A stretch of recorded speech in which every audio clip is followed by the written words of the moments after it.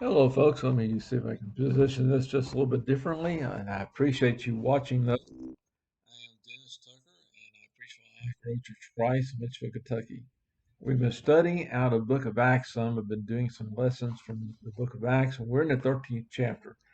And so what I did in first part of Acts 13, I dealt with the fact of the church of Antioch and setting aside Paul and Barnabas to go on a missionary journey. I made some points about the church of Antioch as far as their ability to grow, as far as the missionary work itself, the need to go out and spread the gospel, how Christians came to be at Antioch. That was that lesson. Then another second lesson dealt with Acts 13, 5 through 12, where we dealt with basically the first part of the preaching of Paul and Barnabas as they leave Antioch and go to Cyprus. And some of the main people there, a false prophet Jews. We have Sergius Paulus mentioned there as far as Roman leader that was interested in the gospel. Elymas as far as the man, magician or sorcerer who opposed the gospel, and made some points about that. Well, this lesson here, and we're not going to get too far here. We're going to really get to one verse, and that verse is dealing with a man by name of John Mark. And really, as you look at this here, we find that Paul, as he leaves, as he and Barnabas and John Mark leave Cyprus, they head out and they go to a place that is basically uh, that is the tail end and the trip of Pamphylia. And Pamphylia is a region, if you will. They leave Cyprus, go into the Mediterranean, up to the coast up there, and what's today modern day Turkey. Okay, part of modern day Turkey. And Pamphylia has a history back in 102 BC. It was basically the coastline there was really controlled by pirates. There's a lot of pirating going on in the Mediterranean Sea. And Rome comes in, puts up another number of port stations there so as to cut down on that. A little bit later on, in fact, a lot later on, in 43 AD, is separated from Galatia. The region of Galatia that we're going to read about eventually here in the book of Acts. But in 69 AD, it becomes part, well, it still is separate from Galatia, but it has one governor, one Roman ruler over the whole area. Just a little bit of background of Pamphylia. And then the capital of it is a place called Perga. And this is all mentioned in Acts 13, verse 13. And as you read there about that, it said, now Paul and his party set sail from Paphos. They came to Perga and Pamphylia. And so Perga is the capital here. It's actually about 16 miles in from the port city of Atalia. I hope I'm saying that, or Atalaya. Atalaya. That may be a better way of saying that. And so that gets us to the location. Okay, not really that important in this lesson, but the location is mentioned, given to us. But then here in Acts 13, it mentions there, it says, John departing them returned to Jerusalem. And that we want to focus really on this person of John slash Mark. And as to do that, a little bit of background about this. He's first mentioned actually in Acts 12, verse 12. In Acts 12, Peter and James are uh, arrested by King Herod Agrippa. And as they do that, he takes them and has James killed, beheaded, and Peter's put in prison for a while because of a festival going on, and King Agrippa intended to kill Peter later on. Well, in Acts 12, verse 12, we read about the disciples there at Jerusalem, and it said, so when he considered this, he came to the house of Mary, the mother of John, whose surname was Mark, where many had gathered together praying. And this is the Mark or John mentioned to us in Acts 13. And so he's never actually referred to as John Mark in the Bible. We don't find those words put together, but we find it like this here, where John, whose surname was Mark, is used, or Mark is used, referred to the same person. And John is a very common Hebrew name. It was, if they didn't have the list back then, I'm sure, but every year you only come out with names of babies are the names of the year where everybody, or it seems to be the trend. Well, John would have been on that list there among the Jews. Now, Mark is actually the Roman name.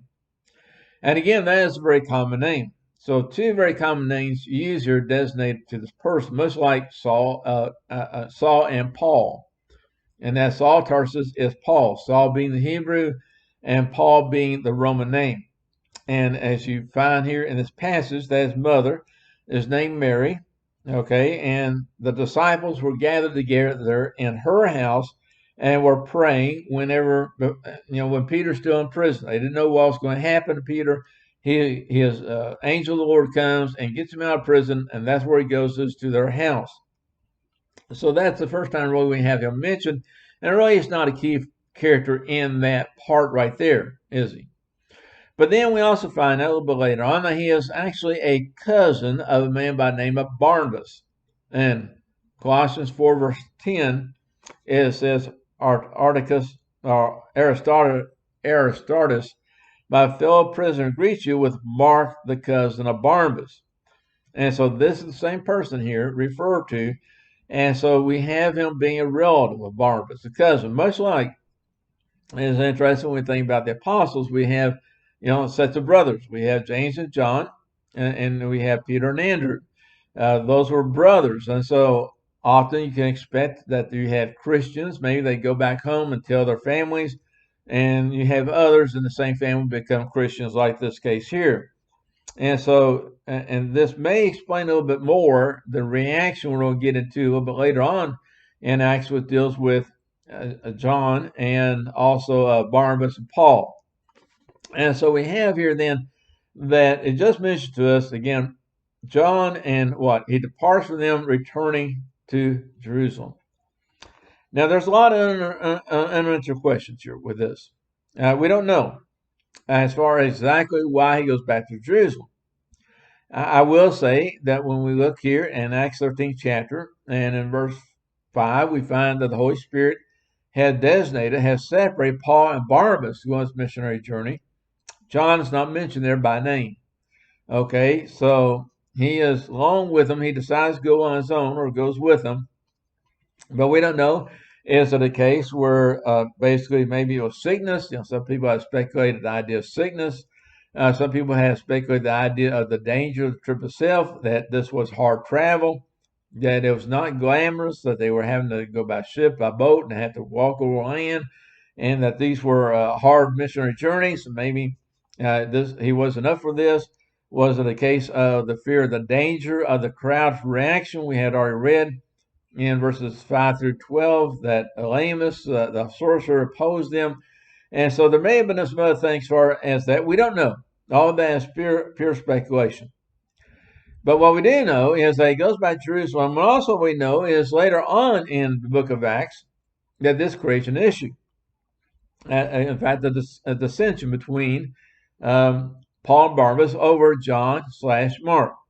As we look here before the second missionary journey, this is in Acts 15, we have what's often referred to as Jerusalem Council, where they're dealing with the question mark of circumcision and the law of Moses, relation to the law of Christ. And at the end of that chapter, we find that there's the intention of going back to the regions that they had left and had been to earlier. That would have been Pamphylia and Galatia, and going back there to strengthen the brethren.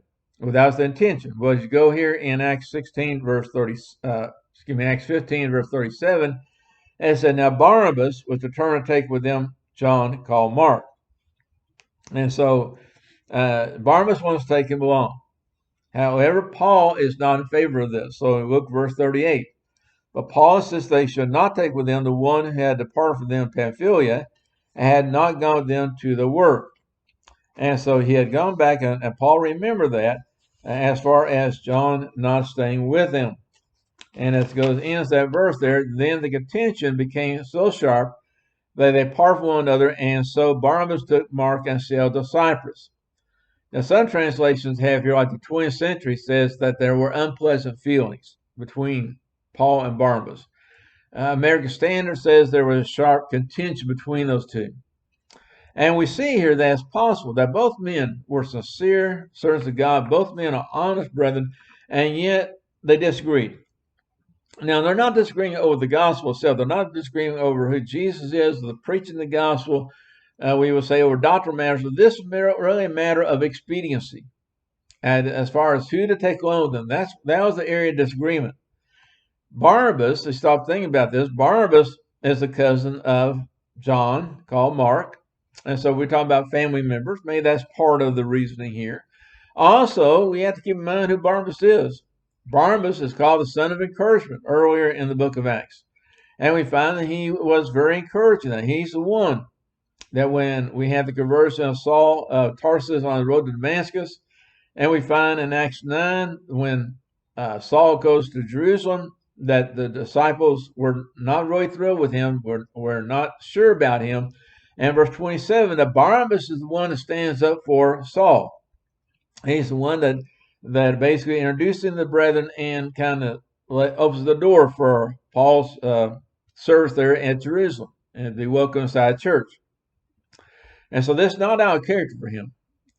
Another thing is Paul is focused on the missionary journey.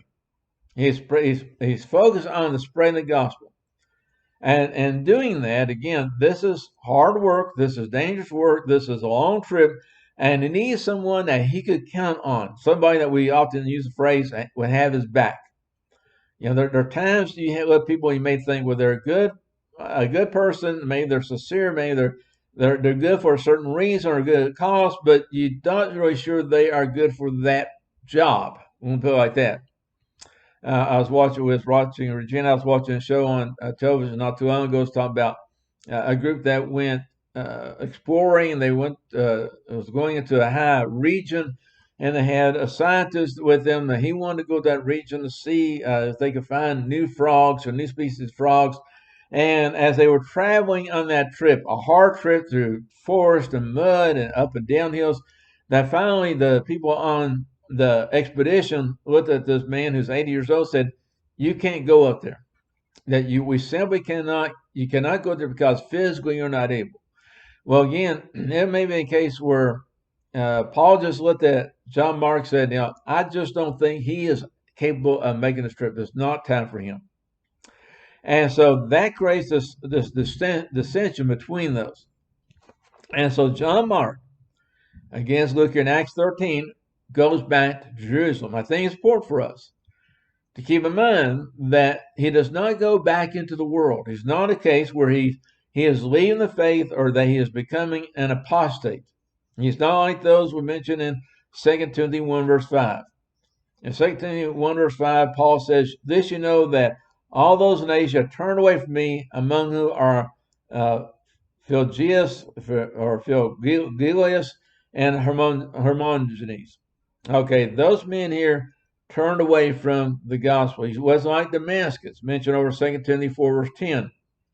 In that place he said, "For Damascus had forsaken me, having loved the present world." Okay, he goes back in the world, now, away from Christ. Now, nothing like that is said about John called Mark. Okay, well, we do find, in fact, Paul's found a word on this. If you go about 20, maybe 30 years in the future, okay, Paul, in writing 2 Timothy 4, Paul's in prison, about ready to die, and Paul writes in verse 10, 2 Timothy 4, verse 11. Verse 11, "Only Lucas with me, get Mark," that's the person we're talking about here, "get Mark and bring him with you, for he is useful to me for ministry." That there tells me something. That is that Paul recognized that through those years, that Mark here had proven himself reliable, trustworthy, useful in the ministry. And so that is the last word Paul has on this. Let's look just a little more here at John called Mark. And that is, we look at it, we understand he wrote the Gospel of Mark. When we read the Gospel of Mark, Mark 1, verse 1, "In the beginning of the Gospel, Jesus Christ, Son of God." And so we have here his statement, and if you read through the Gospel of Mark, you realize it's the shortest of all the Gospels. It is the most concise, and really focuses on the power of Jesus, written to the Romans, and the Romans are very into power and those kind of things. Very few prophecies of the Old Testament is talked about here, but focus on the power of Christ. And in fact, Mark isn't even named in the Gospel of Mark. He doesn't refer to himself, as far as we know, in the Gospel of Mark. And so as you look at all that, you may say, okay, now, how about a few lessons in application? Okay, and then the rest will be yours. The first lesson, I think, is the importance of counting the cost of any endeavor we get involved in. And we can see here with John called Mark. Now, again, I don't know what happened, why he turned back. But I do know Jesus talked about the idea of counting the cost of being a disciple, counting the cost. Over in Luke 14, verse 28, he said, "For which you, intending to build a tower, does not sit down first and count the cost, whether he has enough to finish it. Lest after he has laid the foundation and is not able to finish, all who see it begin to mock him, saying, This man began to build and was not able to finish. Or what king going to make war against another king does not sit down first and consider whether he is able to with 10,000 agree to him who comes against him with 20,000? Or else, while the other is still a great way off, he sends a delegation and asks conditions of peace." Real life situation, right? You start building something. If you get halfway through and have to stop, people don't look at that and they're going to make fun of you, that they're going to realize you didn't have enough to complete it. You need to be able to finish what you start. A king goes to war and he realizes after he declares war, starts into it, I don't have enough men. You should have counted the men, you should have counted the cost before you started the war. And therefore, he says, I look at this here, verse 33, so likewise, here's the point, so likewise, whoever you does not forsake all that he has cannot be my disciple. What it's saying, there's a cost here, and you need to consider that cost. Now, many of us, as we start something, think we know the cost and think we're willing to pay the cost, only to realize later on that the cost may be more than what we realize. Maybe a person decides to go back to school, and you have that cost to it. They may think, well, there's a cost to doing that, but they haven't really calculated the cost of time and energy and things like that. And after a while, they want to quit. Who among us have not at least started something and then realizes more involved in this than I realized, and we wish we now started it? And Jesus is saying that as far as we need to think about the fact of being Christian and counting the cost of being Christian. Now, I don't know. Again, we don't know if John Mark, as he starts this, realizes there's a lot more involved in it, and he wasn't willing to pay the cost. But I do wonder a little bit. My speculation, my wondering here, if John Mark looks back later on and wishes he hadn't gone back to Jerusalem. We don't know. All that speculation. What we know is what he did. But we know also we have to be willing to count the cost. If we start something without intending to pay the cost, then you're doomed to failure. Then something bad can happen. The second lesson here, I think we have to get from this, is sometimes you have to go backward in order to go forward. And what I mean by that is that he goes back to Jerusalem. But as we note it later on, that apparently he actually becomes very useful in the ministry. He does a lot of things we don't know about all. We know about the Gospel of Mark. We know about his reference to in Colossians 4:10. We know that Paul says he's useful in the ministry. But you may look at this thing, was it a case that he just needed to go back to Jerusalem in order to gain more knowledge and gain more experience, mature some? Sometimes that is the case. We have to sometimes stop and kind of go backward to go forward. Whenever I preached in a place called Trenton, Florida. Trenton, Florida is kind of middle watermelon country, among other things there. And we have some members of the church that grew watermelons. And I was talking about there's a farmer in Chiefland, Florida, not very far away. And I was talking about the fact that he had a watermelon truck. And the problem was that watermelon truck did not have a reverse in it. It could only go forward. And so they had to make sure that they never got it boxed in where they would have to push it backward in order to, before it could go forward. They always had to be careful of where they drove it. There are some people that just cannot go backward. But sometimes we need to. Sometimes we may have to take a step back. When it involves sin, the idea of repentance is to step backward, to step away from it, to turn in the other direction. And there are times we may have to change courses, even a matter of judgment. You have to think about maybe I need to do this a different way, or maybe I need to approach this in a different way. And so here's a case where John Mark obviously grows in a service to God. And so I just wonder about if it's a case of taking a step backwards so he can go forward. The third thing is that when I read about this, especially in the case of Paul and Barnabas and their interaction in Acts, the 15th chapter, is simply this fact: keeping the emphasis on the main thing. Okay, keeping the emphasis on the main thing. Now, we read about that sharp dissension between Paul and Barnabas in Acts 13, verse 13. As you notice later on, we don't read about it anymore.